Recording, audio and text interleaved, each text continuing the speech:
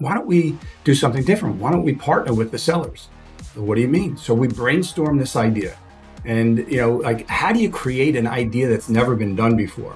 And I've done it a few times in my career, but that's what we did here. We created something that's never been done. Hey, folks, welcome back to the podcast. I'm super excited to bring on this guest today. Don and I have been GMing in the background, talking about financing in the business world, obviously, because we focus on a lot of different angles of business in these podcasts. The one today you should be aware of is we're going to talk about funding, both growth capital, maybe even startup capital funding opportunities around the Amazon FBA marketplace. We're probably going to focus more on the backside of this, which is what do I do as I'm growing and I need to scale something that's working and I don't necessarily have the capital to take it to the next level. And I'm seeing opportunity, I'm seeing product movement, I'm seeing brand growth. And then the next large container or shipment comes in because the demand says I got to order, an entire container load. And you're looking at it going, I don't have $159,332, but I'm selling really well. What do I do? It's a big question that a lot of sellers fail at in the market. So I brought a guest on here today who's going to help bring some information to this disinformation and bring some clarity, I think, which is why I invited him to come on here today. Don, welcome to the call, my friend. Thanks, Neil. I appreciate it. I'm looking forward to this. We're going to have some fun. So let's break this down. What is it that sellers, give me the top 3 things you see that sellers typically struggle with when it comes to financing growth in their business? I'm going to say probably number one is that they don't understand what's out there. And just about everything out there is the same with different wrappings on them. And they have to be very careful because the biggest mistake I've seen sellers make is signing contracts with lenders for revenue-based financing. Are you familiar with revenue-based financing? I'm familiar with the terminology and I can understand the business concept of I made so much in total gross revenues and you're now assessing a percentage against that growth revenue versus margin or net profit, right? Right. So you might be paying on your gross revenue and you might be paying, in most cases, you will be paying more than your profit. In almost all cases, you'll be paying more than your profit. And the goal with revenue, it sounds really good that, hey, you're going to pay less when you do worse. You have a bad month, your payment's going to come down. You have a good month, your payment's going to go up. And it really works well for you. The problem is you're going to take so much money out of your business. You cannot grow your business. Your business will go flat or decline. It's just the way it is. It's really why we started AccrueMe, because we didn't like what we saw in this industry. So if I might interject, how many of these lenders out here in the world do revenue-based loans for growth? It's the hottest thing right now. So the majority of them, you're saying? I'm going to say it's 80%. Okay, so 80% of them in the market currently do revenue-based lending, and that almost sounds predatory. That sounds to me a little bit like loan predators in the real estate mortgage business. Am I wrong? I hate to say it that way, but, yeah. And it's also called merchant lending. So they're not actually making loans. They charge you a fee, and that fee is paid off over, 3 months. And if you imagine taking out a loan for $100,000, forget the interest and the fees and all that. You're taking a loan out for $100,000 and they take it off your revenue and you end up paying it back in 3 months. Think about that. You just paid $33,000 a month. How are you going to grow? You don't have a $20 million company that you can afford that. You just don't. So we did all the analysis on everything.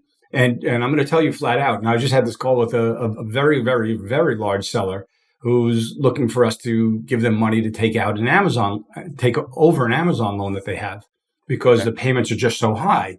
And I told them flat out, with all the analysis we did, we found that from a growth standpoint, the best was AccrueMe, without question. It was by far the best.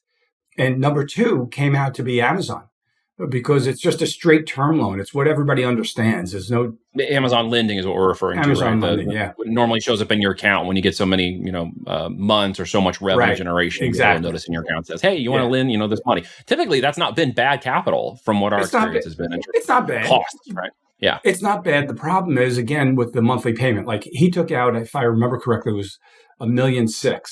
And his monthly payment was, call it $150,000. You can imagine now he's 5 months or 8 months into the loan.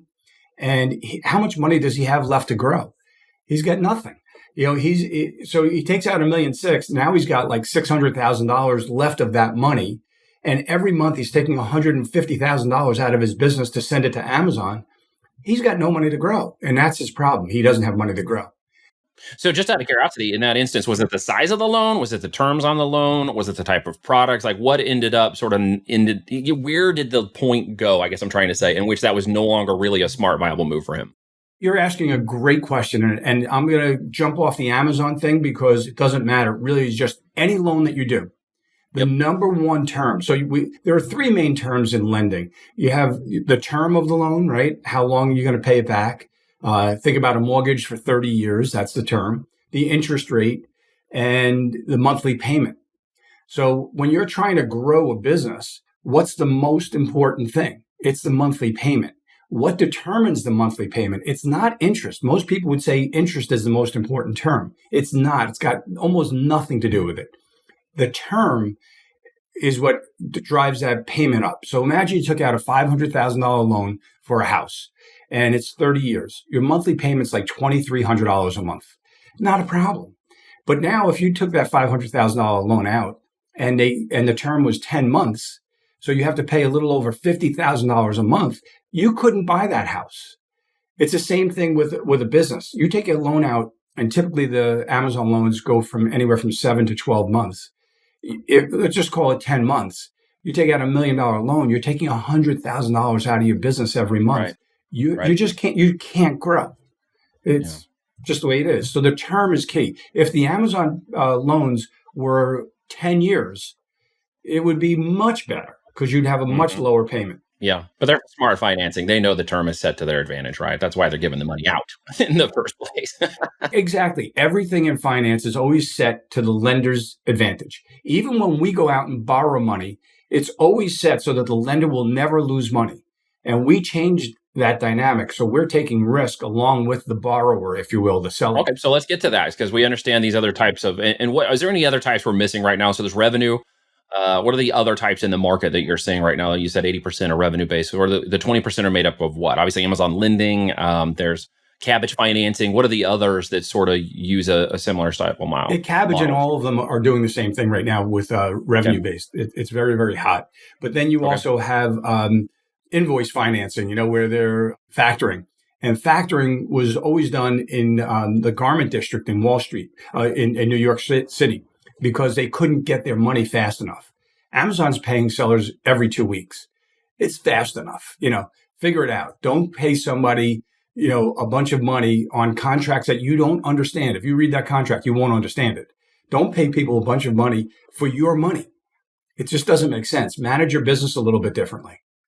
Yeah, it really gets down to the lines of business too, right? I mean, e-com or service-based or staffing, like I did factoring when my staffing business was pretty large once upon a time, based on, payroll accrual for employees. And then because of that and the way the factoring worked, it was profitable because we were billing out hourly rates and we had employees and they needed to get paid fast.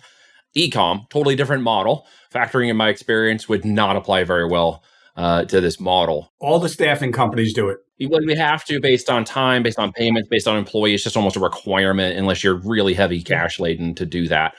Plus, even if you are, it's more smart to take the money anyways from some of these companies. For business debt servicing, right? That's basically what we're talking about. Is how do we service that debt correctly? And what you're explaining is you obviously need to know your numbers. So whatever debt you take on is properly being serviced by the business while still maintaining a profit. But not just servicing the debt. Yeah, and not just maintaining a profit. I would imagine most of the people watching this want to grow their business. I've never started a company that I didn't want to grow like crazy. I always want to grow fast. The saying I love is, I want to grow like a man whose hair is on fire searching for a pond. Think about Everybody that. wants that hyper growth situation. I want to grow like that. Tiger by the tail scenario, right? Exactly. But you can't grow if you're taking money out of your business every month and sending it to somebody else outside your business. Yeah, true story. True story. So how do we get to the stage where there's opportunities for better capital, better management, better styles of loan and what you're doing and how maybe it differentiates from what we're talking about right now? Yeah, I'm going to tell you how I started this. And I think it's important for this. It'll take a minute. I was retired. I was out and did a whole bunch of things in my career and I was done. But then a friend of mine who I hadn't spoken to in 20 years, we got together and he explained to me the Amazon world. I knew nothing, never heard of it, didn't know there were sellers, no idea. I assumed everything I bought came from Amazon. Okay, so I learn about this. And one of the things I do, even when I'm retired, is I love helping people grow businesses and I love mentoring young people, anybody, but mainly young people. So I just love doing that.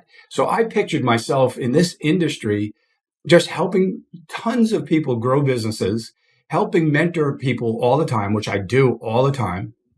And so I was just excited about it. So we decided we have lending backgrounds. Let's look at the competition. And we looked at everything and I did the analysis and I'm like, oh my God, I don't want any part of this. I literally don't want to be in the industry.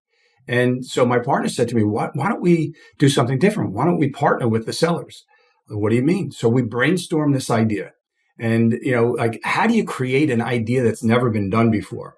And I've done it a few times in my career, but that's what we did here. We created something that's never been done.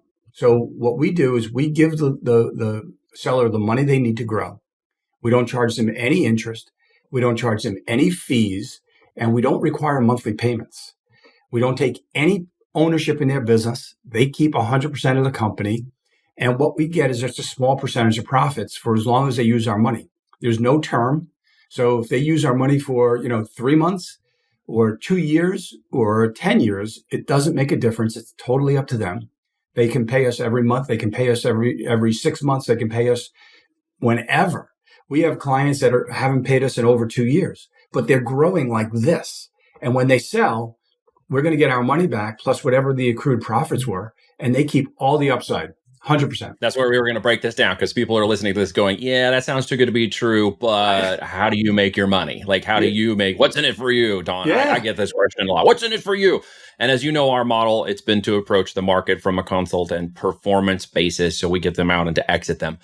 That's our model. That's what I found attractive about what you initially talked to me about, is because we are also working for that M&A. We're working for that growth. We're working for that exit. Yep. So let's break that down a little bit more so people understood what you just said, because there was a lot you just said very quickly. And this is great because you know your stuff. So if I heard you correctly, you're going to grow along with us. You're going to invest capital in more of a partner-like format without interest and fees or anything like that, until such time as we see enough growth potential to exit the company. And when we do the exit, that's when you actually get paid back. Yes, or we could get paid back before that. So we have plenty of clients that, use our money for, 6 months. They don't make any payments. But then they have a slow spot where they're flush with cash. It doesn't make sense to have money in the bank just sitting there. So they send money to us, and that lowers our profit percentage. And so it's smart for them, and it's good for us.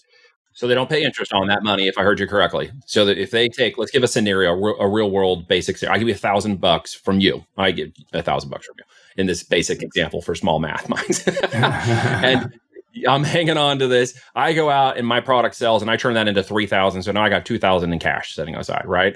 So I could pay you back that $1,000 with zero interest. Is that what you're telling me? Yeah, but we'll get a percentage of that profit.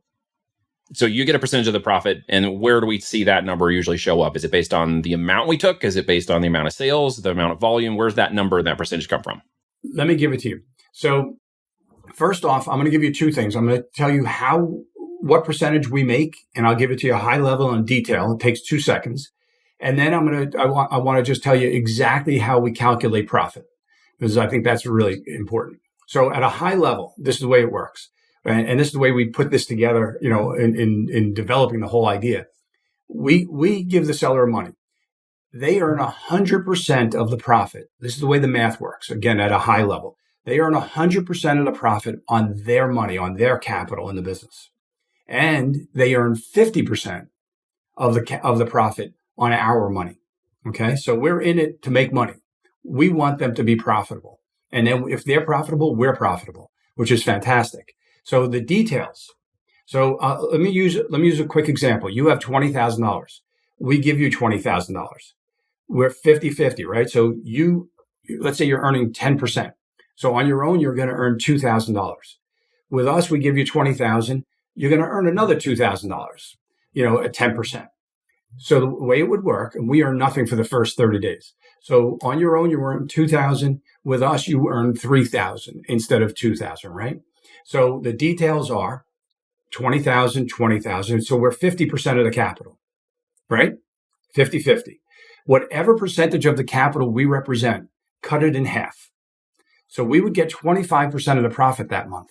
That's the most we'll ever go. So we would get 25% of the profit. So let's do the example. On your own, you earn 2,000. Together, you earn 4,000. You're getting 75%, 3,000. We get 25%, 1,000. That's the details. That's actually how it works. But it always works out that you earn 100% of the profit on your money and 50% of the profit on our money. Let me tell you what profit is, because it's important.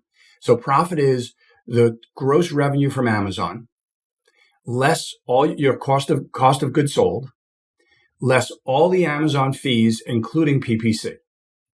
It doesn't include your car loans or, anything else. It's just what we could see in the Amazon system. So your revenue less your cost of goods sold, which is your total cost of goods sold, everything, and then less all the Amazon fees, including PPC. That's profit. Very understandable. Thank you for breaking that down for me. And then, yes, it is very understandable. It doesn't sound like there's any fuzzy there's not math in there. Initially we had fees. When we first started, we thought it would make sense. We should earn some fees for all our convoluted reasons. And after like the first month, I went to my partners and I said, guys, it just seems like we're hiding something if we're earning fees. I don't want anything. I want people to look at this as it's so clean. There's nowhere else that they can make money. And that's what it is. We only make money when you make money. The biggest question I got asked at Prosper, 5 times people came to me and said, because again, it sounds too good to be true, right? All right, let me ask you a question. This is the exact question 5 different people asked me with different numbers. I borrowed $10,000 from you. I earn no profit for 5 months. What do I owe you? $10,000. And they're like, really? I go, yeah, there's no penalty. There's no fee. There's no nothing. That's it. This is, some people call it the rich uncle program, because it's like if you had a rich uncle and you went to your rich uncle and said, hey, I want to borrow money from you, but I don't want to pay you back, or I'll pay you back whenever I feel it's right. I don't want any interest. I don't want any fees, and I don't want to sign a personal guarantee. And no, I'm not going to give you any percentage of my company. He'd throw you out of the house. Right. If he was smart. Yeah. So when there's one thing I caught a minute ago, maybe I didn't understand, but let's break it up a little bit. So up to the 25%, it sounds to me, and unless I'm mistaken, that I need to be at a certain level of revenue and profitability and potentially net profit in the business to really make sure that fee, that potential up to 25% potential wouldn't match or take away all of my profit. Did I get that wrong, or I want to make sure I'm getting that clear? It can't take away your profit, because you remember at a high level, you're earning 100% of the profit on your money. Use the $2,000, the $20,000 example. You on your own, you earn $2,000. With us, you earn $3,000. You increase your profit and your ROI by 50%.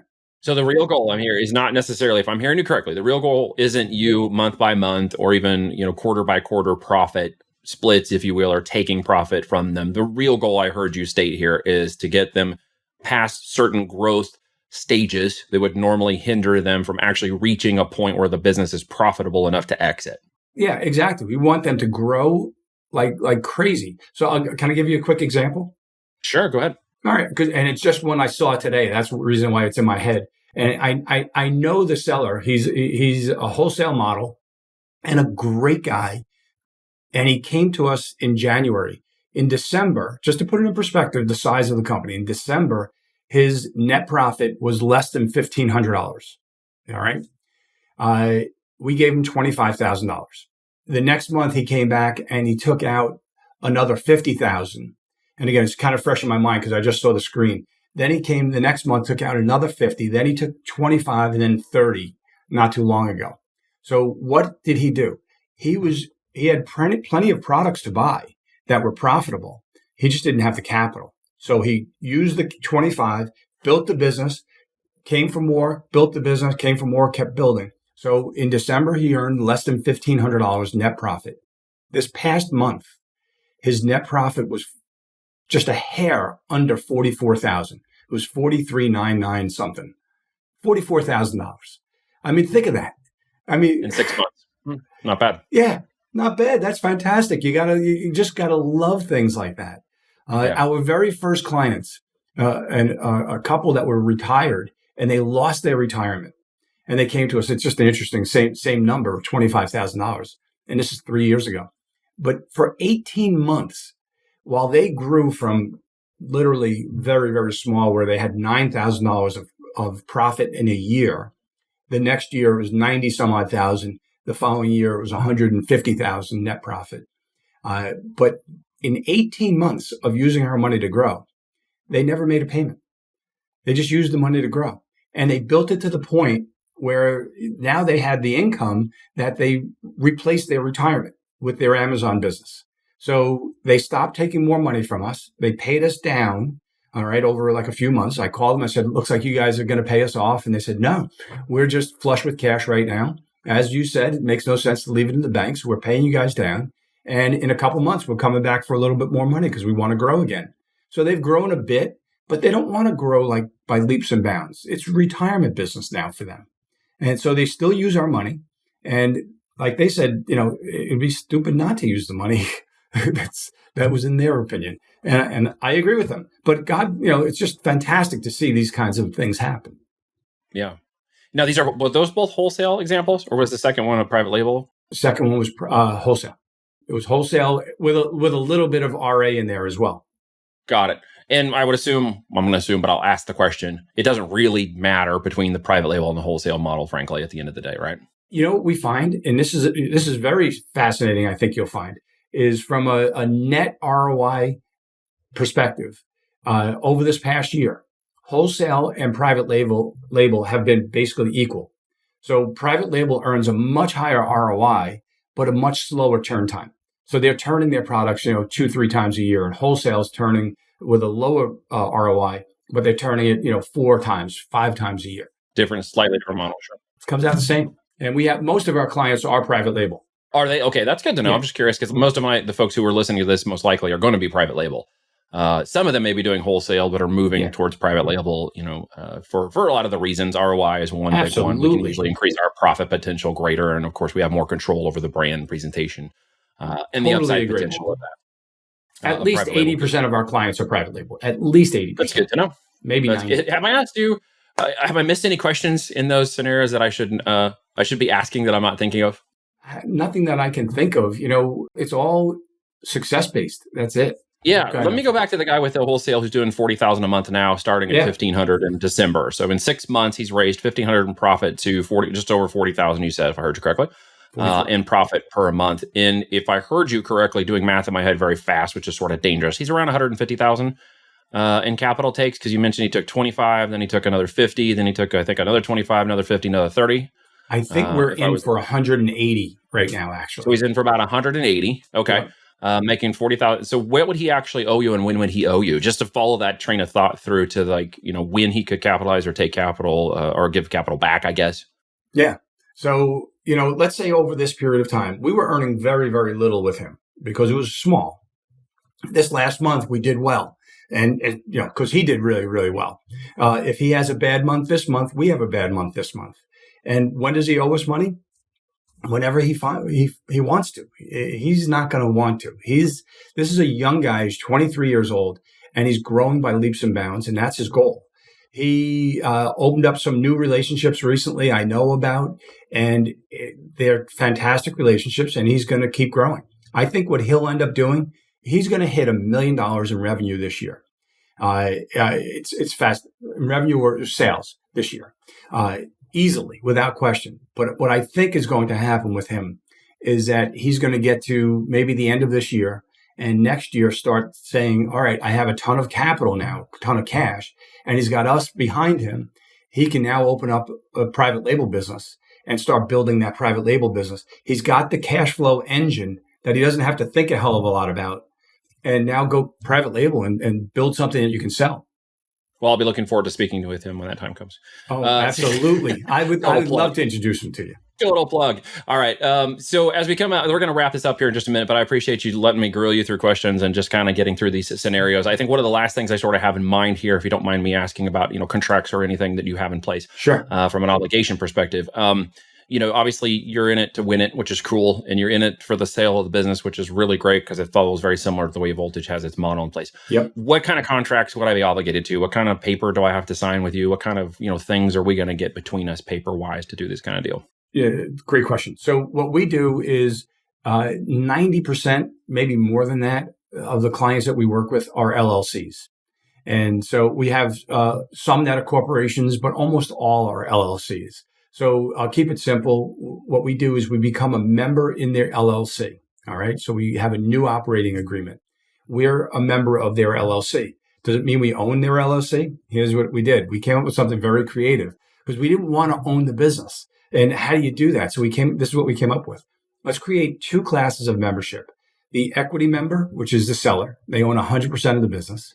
And the profit share member, which is us. All we own, if you want to say own, is a percentage of profits based upon the calculation that we talked about. That's it. So as soon as they give us our money back, everything is done. They owe us nothing. We own nothing. They can eject you as the member, right? You have no voting rights. It's just common. We have nothing. And literally, and if they came back to us in 30 days, and again, we don't earn any profit for the first 30 days, they come back to us in 30 days and say, hey, Don, I'm not comfortable with this, whatever it might be. I want out. Give us our money back. We're out. There's no penalty. There's no 30-day notice. There's no 90-day notice. I hate all that stuff. Well, I mean, that's why I'm asking the questions, because all of these other arrangements always come, and I've done deals and we've raised capital. I know how this all goes. It all comes with all these other finite stipulations behind all the paperwork that has to be done to make this kind of stuff work. I did not want to come out of retirement for something that everybody's done forever. What we created is something that's never been done before. And we tried to do it proper. We tried, one of our first clients said something along the lines of, I just remember the last part of his statement was, and it's eminently fair. And I'm like, well, you're right. It is fair. That's what we tried to create. I want it to be fair to both parties. And if you do really well, we're going to do really well. We could do better than a bank. God bless us. Yeah, the terms very, very much sound better than a banking or a traditional loan or traditional lending or even credit lines. Yeah, as opportunities for growth. Don, how long have you been doing this? Like you said, you came out of retirement. How long have you been into this model? 3 years. 3 years. Okay. Yeah. Just love it, hate it, glad you got out of retirement? I loved retirement. I didn't plan on being retired. I just took a break. I got out of another business and I, just took time off, as I've done a few times in my career. And it seems like every time I do that, I start a new business. And this time I was dead certain I'm not doing it, because after 5 years, you kind of get in your ways, the travel, the fun, the whole bit, and getting back into the grind of a business it takes a lot. And truthfully though, now I am the busiest person, that you can imagine. I don't like to be proud about that. I like to be away from it and think about things. But, as a small business, as you're growing a business, whatever it is, you got to have your hands in the pie. You got to take out the garbage. You got to be willing to do everything. This kid that I was telling you about, this young man, 23 years old, you know what he did? He told me his story. He had a problem where he just about lost the business, and he ended up, staying in the business and then coming to us to grow the business. And he ended up giving up his apartment, giving up all the amenities that he had in his life, lives in his warehouse with his girlfriend. Yeah, because as he said to me, Don, I'm totally in. I want to grow this like wild. And I have a plan to do it. I just don't have the money. And he's doing it. That's dedication. I appreciate that. That is dedication. I love that. Yeah, and I've told people, what are you willing to do to get this business off the ground is one of the questions I ask folks. Exactly. And you can see the dedication level, what they're willing to do. And sometimes we get locked into life and it's really hard to get out of the house, the car, the kids, the wife, whatever it is that's making it difficult to make that really big shift, or the W-2 or the job, or even another business that got started where now you just made it into a job and you're like, crap. Right. I have people go to me and like, I got to get out of this business. I'm like, well, you're your own boss. And it's like, yeah, but it's sucking 80 hours a week out of my life. Yeah. Well, for some period of time, you might have to do that, but not forever. Well, It's a matter of choice. So there's victim and there's enabled, right? And that ties into whether I've got a scarcity mindset or an abundance mindset, right? I agree. And you are definitely someone I feel has an abundance mindset. And what were you doing before Accrue? Like, where were you? You said you retired from what? What did you retire from? Well, I've done a whole bunch of things in my career, from building a financial planning company, building multiple mortgage companies, created a mortgage broker franchise, another industry that's never been done before, and sold that 18 months after I started it. Created an entertainment company, did 8 feature-length films with the biggest name stars like Tom Cruise and Natalie Portman. We created... Wait, were you the Top Gun guy? Was Top Gun your deal? No, I wish, man. I wish. But we created and produced the Broadway show Rock of Ages, which ended up as the 26th longest running play of all time. I bought and sold 300 houses in 18 months, every one of them for a profit. I just did a whole bunch of different things. A publishing company. My kids were young. I took some time off. I love being on the fields with the kids, so I started a soccer publishing company. About 12 months later, I sold that. It's just, I just end up doing things. So I've done a whole bunch of different things, but really mortgage was my main career, where I made most of my money in my career.